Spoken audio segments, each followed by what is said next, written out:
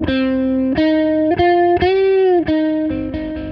favorite segment of the night was not the ejection of Al Green, was not the displaying and then ripping up of signs, was not Trump reading at length from Vladimir Zelensky's, let's call it, an apology, and it wasn't Trump vowing, and I think this happened, to behead a Taliban fighter responsible for Abbey Gate. Tonight I am pleased to announce that we have just apprehended the top terrorist responsible for that atrocity, and he is right now on his way here to face the swift sword of American justice. Often we would say, we're bringing them to justice. He added the sword. This is where I get the beheading idea. My favorite portion of the night, which is to say, the one that resonated with me the most, was when Trump just started listing all the programs he was cutting, all the ridiculous programs he was cutting for fraud. And he got most of them totally wrong. Let's begin. $22 billion from HHS to provide free housing and cars for illegal aliens. $45 million for diversity, equity, and inclusion scholarships in Burma. $40 million to improve the social and economic inclusion of sedentary migrants. Nobody knows what that is. I actually don't know what that is. I've been trying to figure out. I don't know. But I do understand the one before it. The diversity, equity, and inclusion scholarships in Burma. So fact one is Trump just added the word equity. There was never any, quote, equity component to these programs. The diversity part was changed to development right before the program was cut because the people administering the program thought that if the word diversity were part of the name, it might get cut. They were right. But here's the diversity in question. You have to understand this to understand the program. It is a program to educate, to send to college members of ethnically oppressed minorities in Burma, and not the version of supposed ethnic oppression going on in the United States in 2025. In Burma, with a military-controlled government that metes out favors to their co-ethnic pals and punishes their ethnic rivals, oppression is fairly severe. So the main ethnicity in Burma are the Burmen. Yes, I know, like Shelley Berman, who played Larry David's father on Curb Your Enthusiasm. Just go with it. They're the Burmen. And they don't just microaggress or tell insensitive jokes playing on the stereotypes of the Rohingya. They commit acts of genocide or near genocide against the Rohingya. They definitely ethnically cleanse the Rohingya, and they're quite cruel to the Karen, the Shan, the Chin. These are the couple of non-Burman minorities in Burma, Myanmar, they call it. So it's not like, don't think of it as, oh, the smart junta-aligned kids are being kept out of Rangoon U because quite unfairly the admissions officers at Rangoon U give extra points to the Rohingya. No, it's more that this program is an attempt to educate victims of a genocide or near genocide who often find themselves living in refugee camps, certainly the outskirts of society. They have really no chance at success in life because of the ethnicity they were born into. But then the U.S. comes along, and because the U.S. is incredibly rich and correctly sees that if we could stand on the side of people who are getting their teeth kicked in by our enemies, we're actually going to brand ourselves as a good and powerful country, and it might pay dividends down the road. We say, oh, we could send some of these brightest kids to become engineers or get their PhDs in Thailand and the Philippines, two allies of us, which could use the scholarship money also. Anyway, it all adds up to a pretty good expenditure. I'm happy to give 1/4 cent of my tax dollars to fund it. Some Republicans are not. And maybe they still wouldn't be if they had any sense of the true nature of the expenditure. But they probably never will.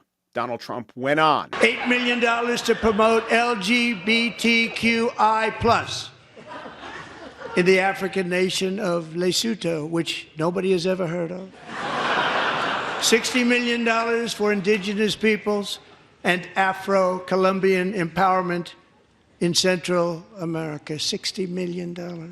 $8 million for making mice transgender. This is real. This is not real. It's unclear whether he was confusing transgenic mice experimentation or CNN reported something about hormone studies in monkeys. Anyway, not real. $32 million for a left-wing propaganda operation in Moldova. Oh, this, by the way, the Moldova expenditure, I actually think this is a good critique. Maybe we should be funding the government. It's not left-wing, it's more pro-Western. But, let the Moldovans have their own elections and fund their own media. $10 million for male circumcision in Mozambique. I mean, it's better than female circumcision. But in all seriousness, I'll read to you from The Lancet. Voluntary medical male circumcision has been a globally recommended HIV prevention strategy since 2007, particularly in sub-Saharan Africa with low coverage of male circumcision and high HIV prevalence. Circumcision has been reported to reduce the risk of HIV acquisition by around 60%. So back when, a few months ago, when the United States was in the game of combating AIDS in Africa to help the Africans and to help our reputation on the world stage, this is exactly the kind of thing we did. It was a smart expense. But now that we have cut PEPFAR and don't care if millions of Africans die, of course we're going to cut the circumcision program, because when you say it, it reminds an audience in the capital of penises. $20 million for the Arab Sesame Street in the Middle East. It's a program. $20 million for a program. Well, when the market creates their own version of Sesame Street in the Middle East, the puppets are all anti-Semitic and calling for jihad against Israel. You know this, right? A $3.5 million consulting contract for lavish fish monitoring. Lavish fish monitoring sounds like a bespoke service they'd advertise on late night TV. Welcome to Lavish Fish Monitoring. Heading out to the islands, Saint-Tropez, and you can take your little fishes with you. Well, we at Lavish Fish Monitoring make your dreams come true. We provide a full suite of at-home services for one low price. And don't worry, we won't circumcise any of your Mozambique mackerel. Yes, he of course meant larval fish monitoring. $1.5 million for voter confidence in Liberia.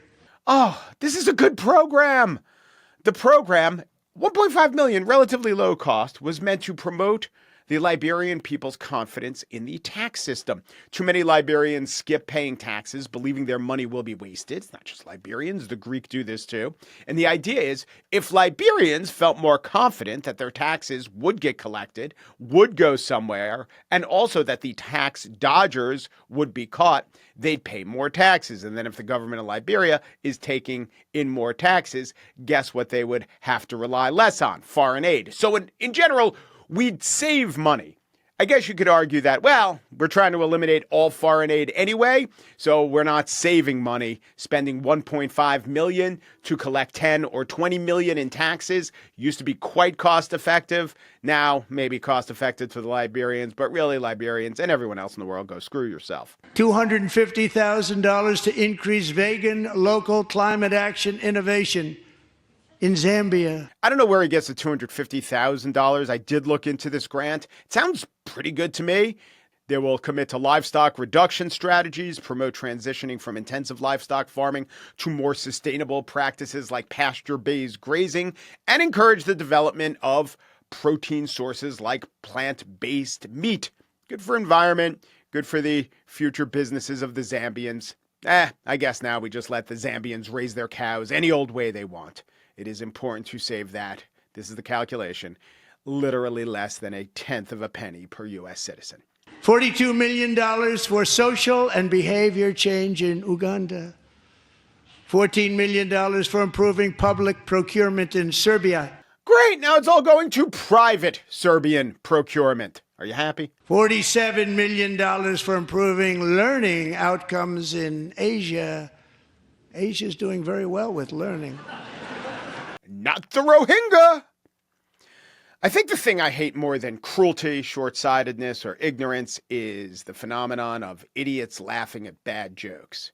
This section of the speech had a lot of ignorance, short-sightedness, and cruelty, however. Oh, the ignorance. Look, if you're really into tariffs, have at it. At least you're accurately saying that we are, in fact, tariffing goods coming into this country. That actually is going on. It's a fair description of what I think is a stupid program. Want to screw over Ukraine? At least President Trump is making it clear that we're screwing over Ukraine. They don't like the rudeness out of Zelensky. But this laundry list is inaccurate and irrelevant. It is so stupid and petty. There are definitely savings to be made, so make them. If you really, really want to leave the Mozambican male population uncircumcised, I guess we'll all be fine. Some of them will probably get AIDS, but no Americans will be going around feeling guilty. But the lavish fish, the transgender mice, it's not a horror that we're funding research into those things because we aren't even funding research into those things. You're just getting the words wrong, either intentionally or because you're lazy and can't bear to actually read the programs and you want your half-assed laughs. It is just an embarrassment more than anything else.